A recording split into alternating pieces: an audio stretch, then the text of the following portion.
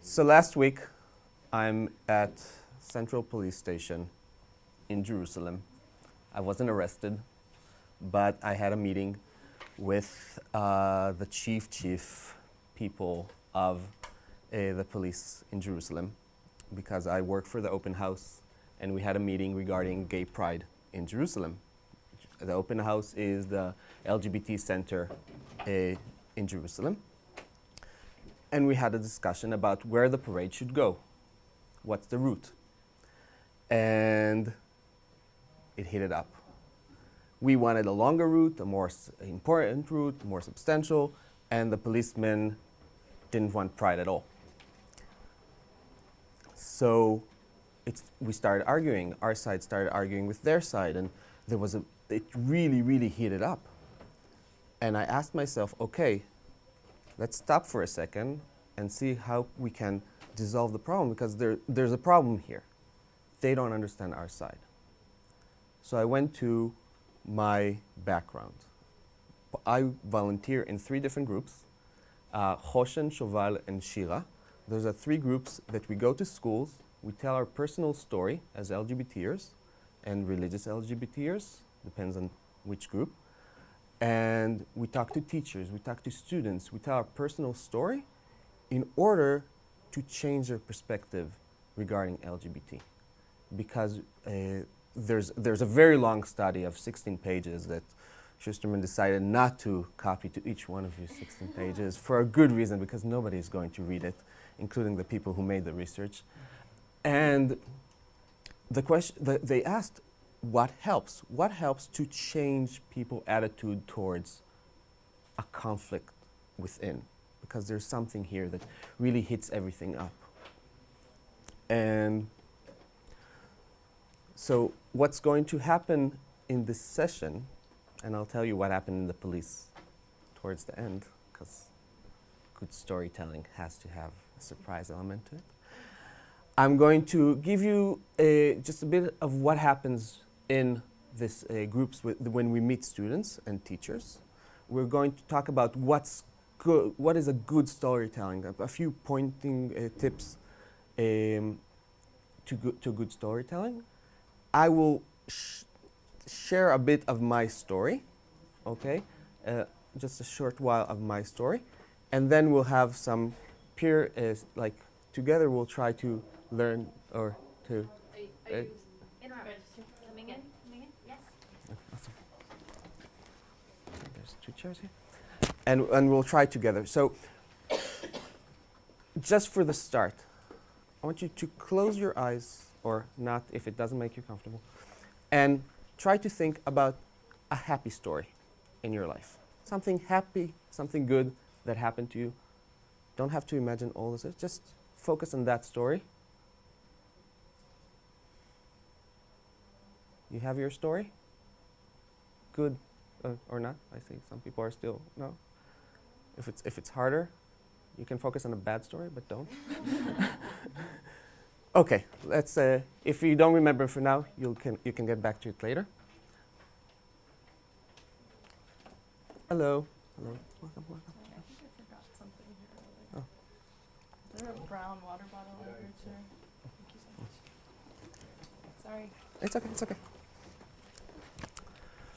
Okay, so when we go to schools, we usually, the problem is that the students. I go to schools and I talk to students and teachers about being an LGBT. I personally a religious LGBT. I tell my personal story, and then we let people ask their questions, because the question is where it's their chance to actually participate and take it off their chest.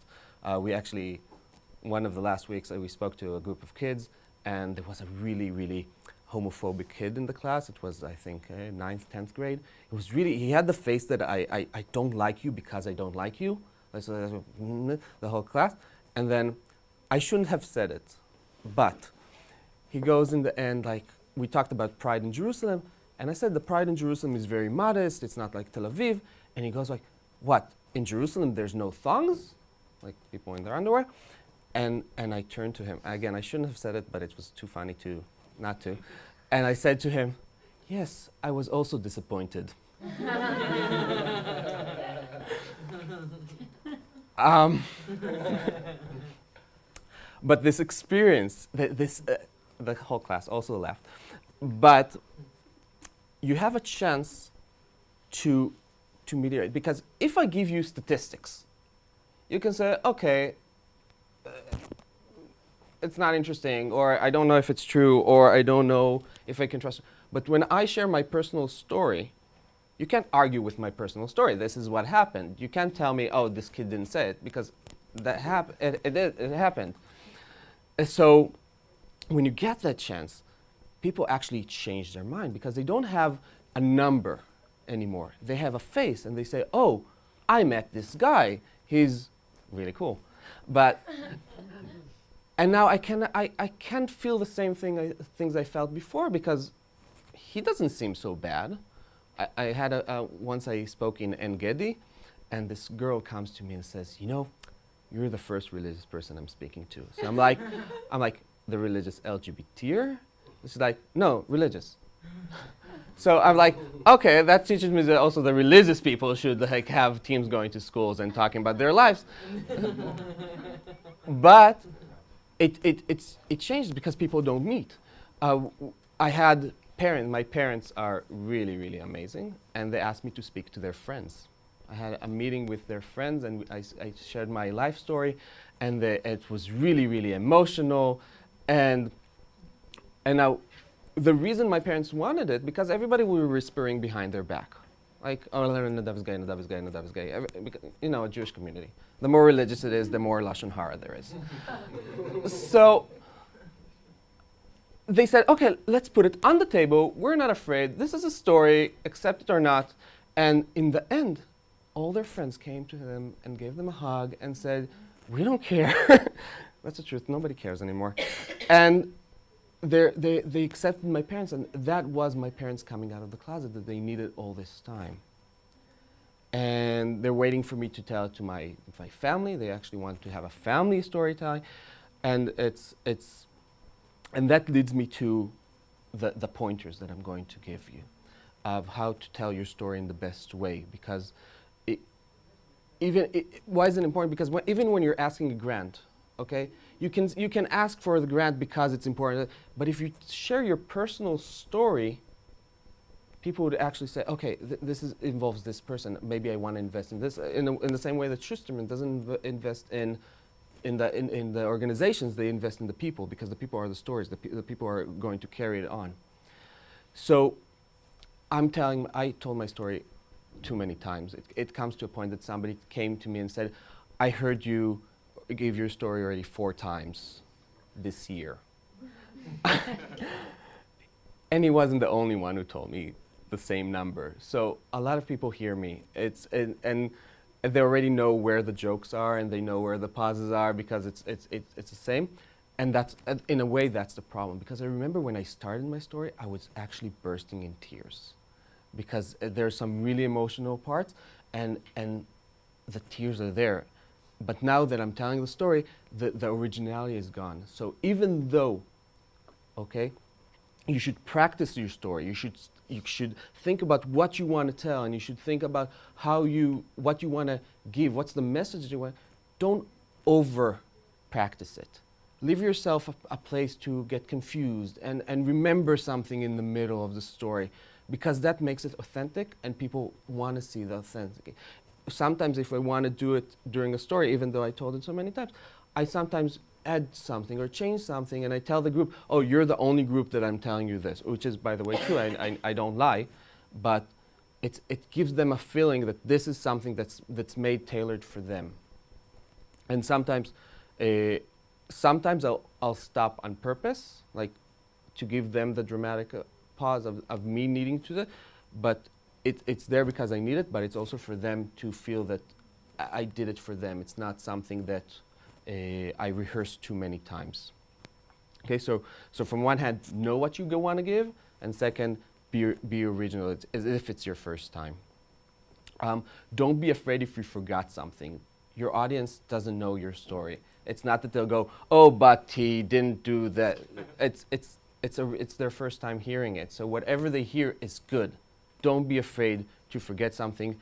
Don't overcrowd your story, because too many details are too heavy, it's exhausting, but at the same time give them enough information to feel what you're talking about.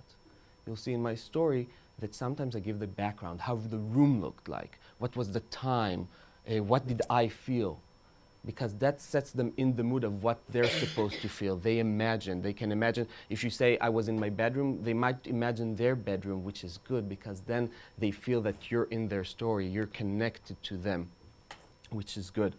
You can send hidden messages in your story. Like, you know that all stories, like Little Red Riding Hood is about women not talking to people they don't know. You can put that in your story. Like if you're trying to get a grant, so like you can talk about somebody who gave you a grant and it made you really happy. So don't do it too obvious, but for example, I'm Shomer Negiah from women. I don't touch women according to Orthodox rules. I know it's really confusing. Let's not go there. That could be a whole different session. Especially lesbian women are like, what are you doing?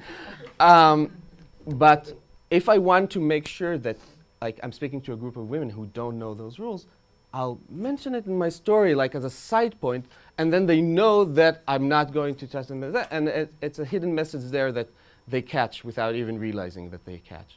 And you did it right now too. Sorry? And you did it right now too. You got it. I was about to shake your hand. And I was about to ask you why you don't, because you didn't shake mine. So. But you shake boys' hands? Yes. It's complex. We can do a brainstorming later. If somebody can solve that problem, that would be good. You can use humor. Humor is always good. People like to laugh better than crying. There's 3 elements that really push people to action.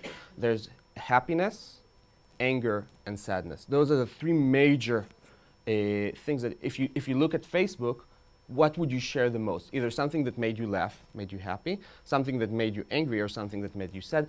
By the way, anger is the best, like to use. But humor is the good because you're trying to get people to feel good about your story. You're trying to, though it's very easy to get people sad and it's very easy to get people angry. It's much harder to make people laugh. So if you're doing it, make sure you're doing it well. I know my audience based on my first joke at the story. Like in my story, I have a joke that through that, I know who's my audience. And if they're laughing, I know to continue it one way. If they're not laughing, I know to have to continue it in a different way, because that joke works, unless the audience is something else. So I know when to use it. Personally, this is my personal favorite, I like to take them on an emotional roller coaster. So if I know that there's something good going to happen, I'm going to say something really sad before. If there's something that's really sad going to happen, I'm going to make them laugh before. Because they're like, I'll tell something really funny, and then they're like, something really devastating, and they don't know where to put themselves. And it's really confusing, and it makes them even angrier and more involved because, wait, I was just laughing. Why am I just sad now? And again, this is very personal, and it works in my story, so I do it. If it's good for you, do it as well. All the things that I'm going to say now are rules are meant to be broken. If something fits your story better, do it. Even though there are set rules of what to do and what not to do, if your story doesn't work like that, so don't do it. For example, one of the key rules is make eye contact. Look at the people in the room. Make sure that you're connecting to them through your eyes. But I can give you from my story. There's a certain point of my story that I look at the floor because I don't want to connect to them. And people react to that as well because they realize I don't want it. It's like it's too personal for me to talk to you. I'm talking to myself, and people realize that. So that the rule is make eye contact, but for my personal story in that specific time, it's good not to make eye contact. So all the rules are fine. Okay? If we're talking about eyes, so use the rest of your body as well. If you like standing up while you're talking, so walk around. Make sure that your movement relates to what you're saying. If it's something in a hurry, so walk faster. If it's something that's sad, walk slower. use your hands. Our hands are really annoying because our body is usually like just one straight line, and our hands, we don't know what to do with them. So women usually just play with their hair or their earrings or their jewelry. Don't do it, again, unless it helps your story. Men usually play with their fly. With their fly, which is wrong for many reasons.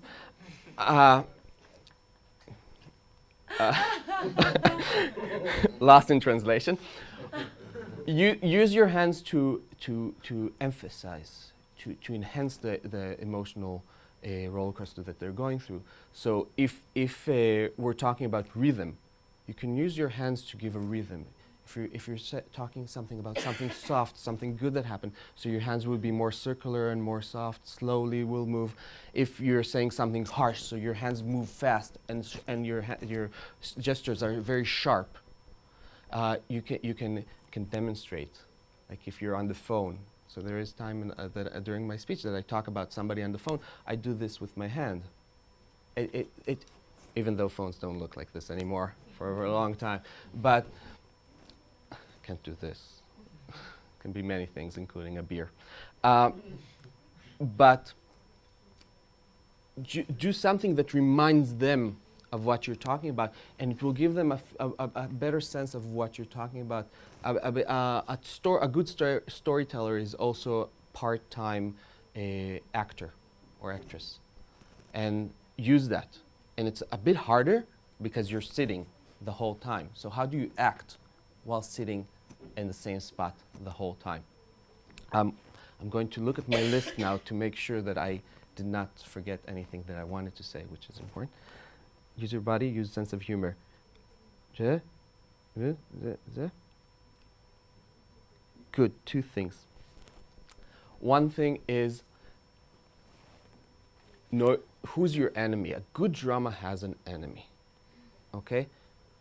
Who's your enemy in your story? Now, it doesn't have to be a specific enemy. It doesn't have to be your boss. It doesn't have to be your friend or whoever. It can be time.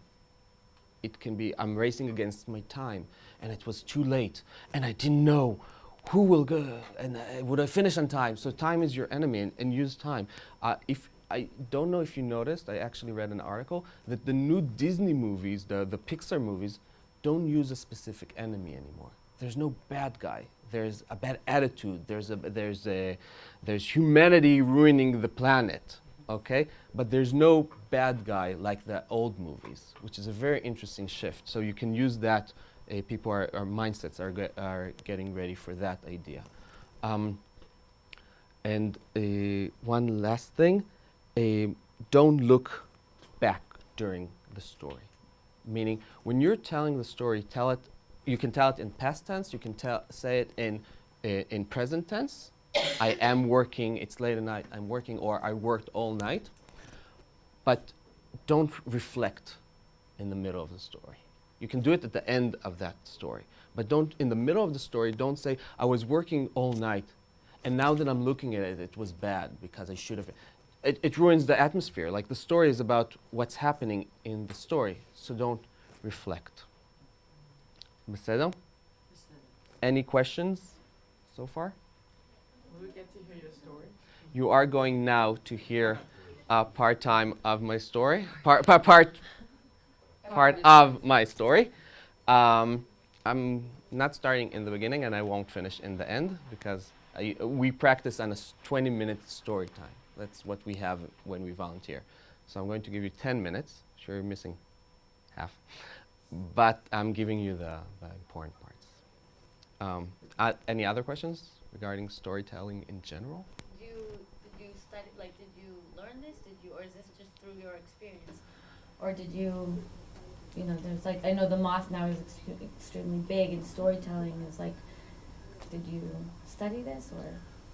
We go through seminars before we actually go to teach in classes. We actually go through seminars, and it's a very long process. You go through the seminar, and then you hear other people tell their story, and then you sit with a personal story builder, and then you you practice it a bunch of times, and then you go to a simulation that you have to pass, and then after that you can go for the first time. So it's a long process, and they guide you.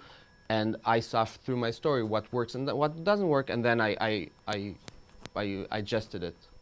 Well. I have a question. Yes.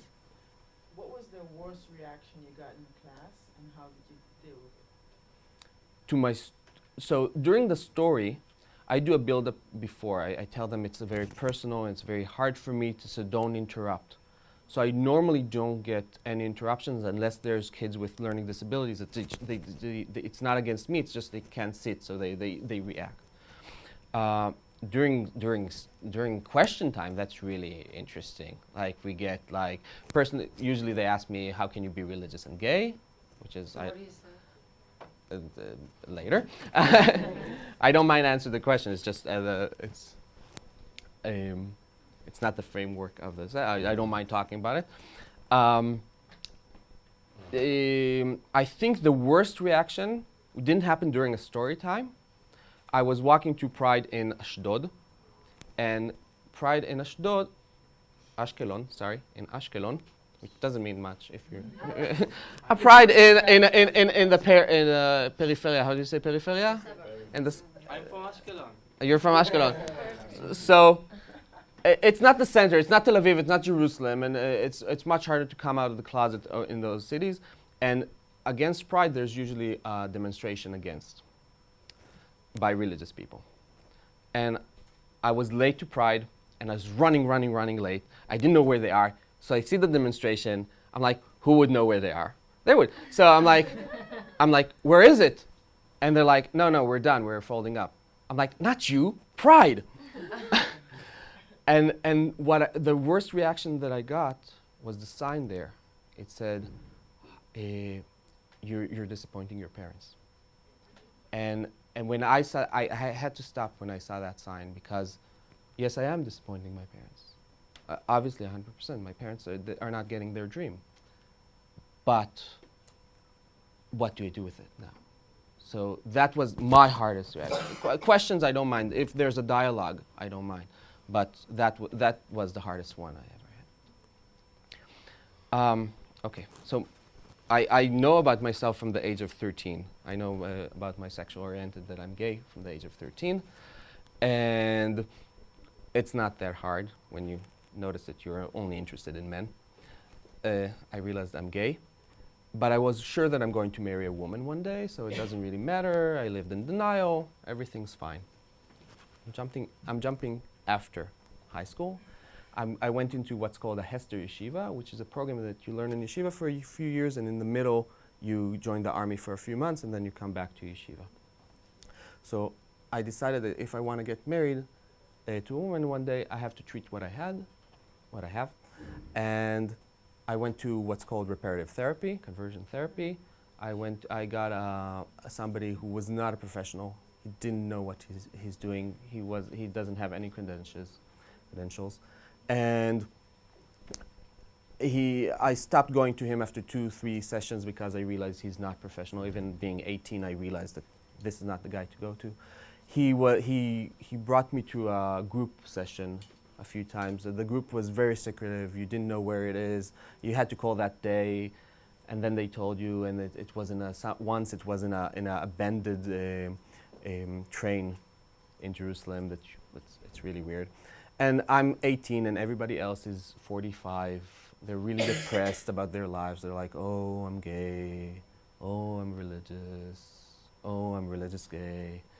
And I'm like, I'm so optimistic, and I'm like, what's the problem? You marry a woman and everything's fine.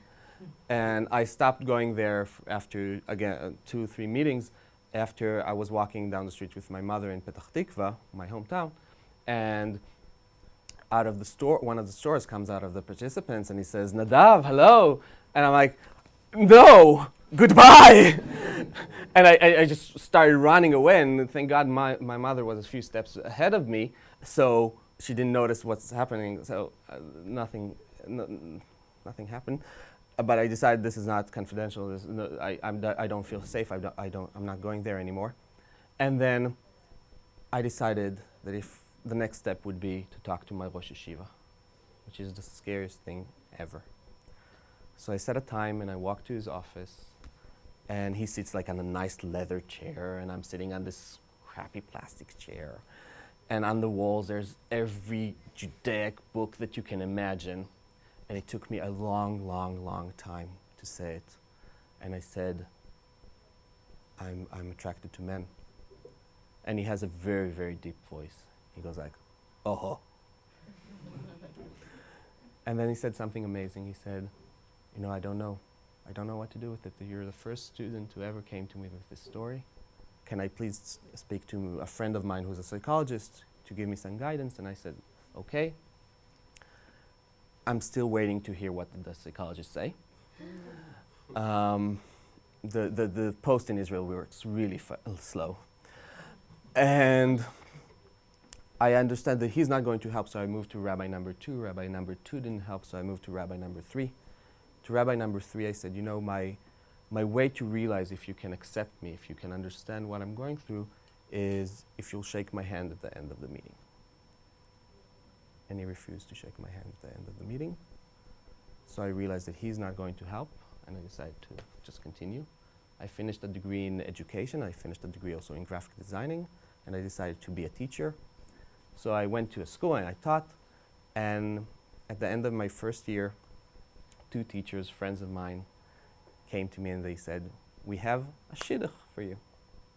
And I said, oh, that's cool. Who are we talking about? And they said, tell me her name, tell me about her. And I said, you know what? I thought about somebody else. They asked who? I said, well, a teacher in the school. And they got all excited. Wow, you'll be so good together. You're so cute together, blah, blah, blah, blah, blah, blah. And they spoke to her and she spoke to me and we started dating. And after 6 months, I'm 27 at the time. After 6 months, she says to me, no. I'm like, no what? And she's like, no, when are we getting married? So I said, okay, let's talk about it in the evening.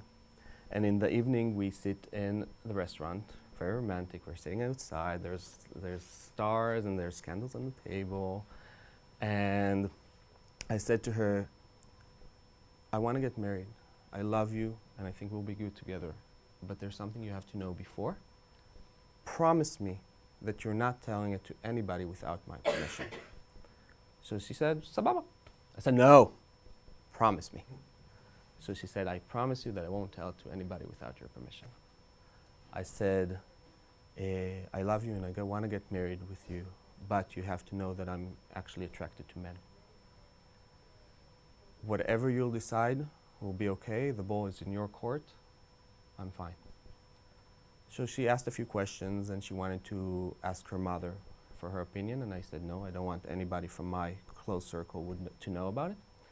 And we talked to a friend of hers who's a psychologist, and she talked to her, she talked to me, she talked to both of us, and we had the most beautiful wedding you can imagine. Like light, happiness, family, friends, like any good word that is in your vocabulary was in that wedding. My father actually had to hold me down during the chuppah that I won't jump through the chuppah. We were so happy together. And I even made her a dance. Like there's different styles from all over the world, and like different, like it was very, very cute. 3,000 views on YouTube. And my mother sees that in my dance, and she goes to her, she told me a few years later, she goes like, I saw the dance, he danced so well. I said to myself, well, if he wasn't getting married, I would think he's gay. After the wedding, things got bad really fast. We realized that there's no emotional connection, no sexual connection. And I'm speaking to a friend of mine, Yarden, from high school. And I asked him, where's your wife? And he said, we're getting divorced. And I was like, why, what happened? He said, because I'm gay. I said, okay, and we finished the conversation, and I said to myself, well, if he realizes it after 6 years and a child, I understand it after 4 months. And I turned to my wife and I said, let's find out what to do. So I started going to a psychologist, and the idea was that she'll join. But after 2 sessions, she asked me if I think it would work. And I said, I don't think it would work. So we got divorced really, really fast. And I suddenly get a phone call from a school. I was supposed to start working there the next year. The principal decided that you can't work here next year. So I asked what happened. They said, I don't know. Do you know? I'm like, I don't know. So I said, I'll continue working at the place that I'm working now. And the principal there said, no, you can't work here next year. So I realized that her side of the family found out why we got divorced and was outing me all over Jerusalem. They actually called schools to tell them not to hire me, not to employ me. And at a certain point, her brother threatened me to hit me. So I was really barricading myself in the house. And I worked in a yeshiva for students from abroad. And I needed that place as a shield for myself. It was a good place. And suddenly my father calls me. And he says, Nadav, do you have something to tell us? So I asked what happened. And he said, her brother called and he threatens to sue us. He wants money and we don't know why. Like what, based on what? Is he trying to blackmail us? And I said, okay, I'm coming home, we'll talk. So I call my friend Yarden. I'm like, Yarden, you remember you're gay? Surprise! I'm gay as well. I have to talk to my parents, what do I do? So he gave me some pointers, and I came to my parents, and I'm sitting on the bed. Behind me there's pictures of all my family, including second cousins, and my parents are sitting in chairs in front of me. And I said to them, I have something to tell you that will change our lives. And they asked what? I said, I'm attracted to men, but don't worry, I'll get married to a woman again. Everything's fine. So my father was like, okay, so what's the problem? My mother was hiding her tears at the edge of her eye. And I went back to Jerusalem. And by coincidence, my sister and my brother-in-law were at the house that day. And as I walk out, my sister comes to my mother and says, is Nadav gay? Now, my mother heard it 5 minutes ago. So she's like, no, why? Why are you talking about it? I don't know what Nadav is. What? So my sister says, Nadav is gay? Yes or no? So my mother says yes. So I get a phone call saying, your younger sister knows you have to come and tell your older brother.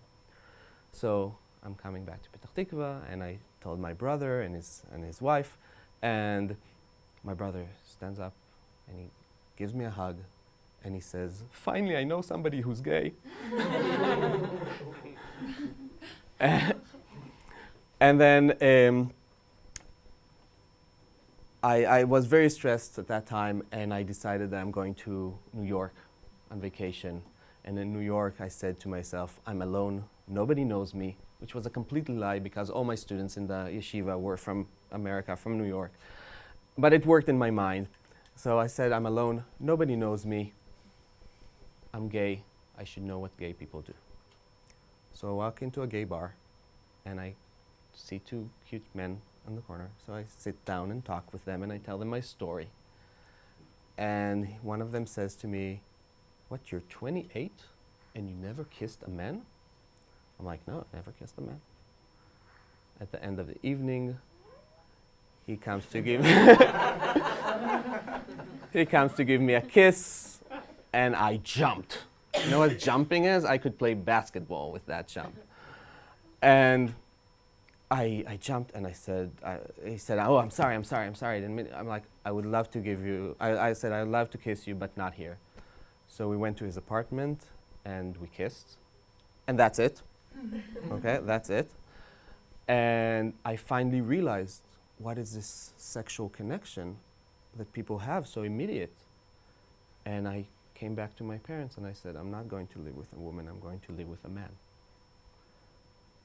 They didn't like it so much. But they accepted it, and they realized that's the situation, it's not going to change. And I started volunteering in different groups of religious people, of religious gays, not religious gays. Now I'm working for the open house as a community coordinator. And I'll finish this part, because that's time, with how my grandmother knows. My mother comes to me and says, "Grandma is asking about the second wedding. You have to tell her." So I said, "You'll tell her." She says, "No, you'll tell her." I'm like, "I told my mother, you should tell yours." She said, "It doesn't work like that." So I turned to my grandmother and I said to her, "I'm gay." And she said, "Well, it's not what we asked, but that's what it is. We'll win with that."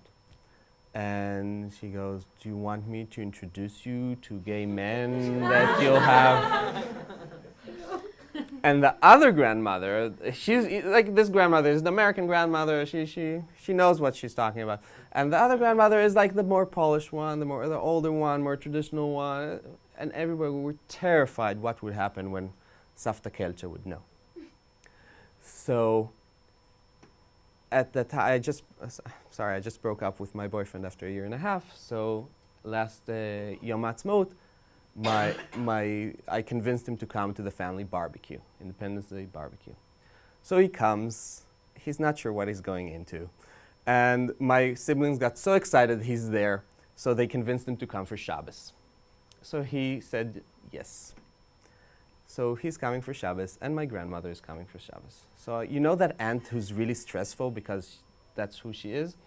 So she calls my mother stressful, and she goes like, "Why are you bringing Samuel? You didn't want Savta to know. Why are they together?" And my mother said, "You know, Nadav always brought friends home. Here's another friend Nadav brought home." So Shabbos comes and ends, and my grandmother goes home, and she tells my aunt that Nadav brought a friend home for Shabbos. So my aunt says, "Well, Nadav always brought friends home for Shabbos. Here's another friend Nadav brought home for Shabbos." So my grandmother says, "Not like this."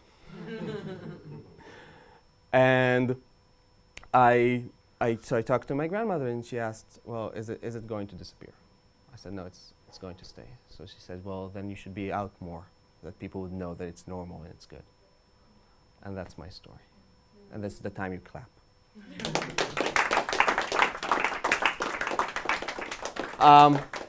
I hope that you noticed during my story, not only the story, but how I told it, and when I used my hands, and when the roller coaster that I was talking about, and not to take away from the story itself. I did not plan my story. That's how things actually happened.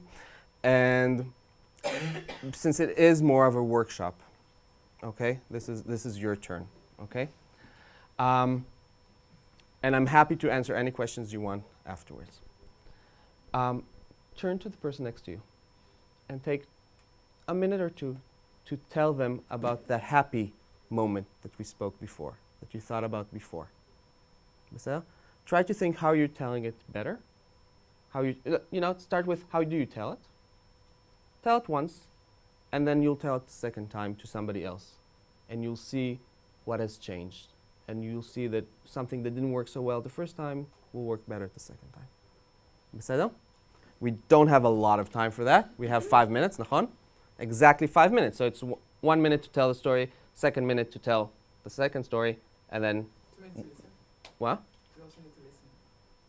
Yes, but that's in the same time. 1 minute you're telling, 1 minute you're listening, and then with someone I thought else. we need to switch. And then you switch for another minute, and then you do it again. Okay? Is it 2%? Whatever you want, but it has to end at one. And then 1. So let's do it. If we'll try it once. If we manage, we'll do it the second time. Okay? So turn to the person next to you. Yeah, I'm sorry to stop this. I know this is so interesting.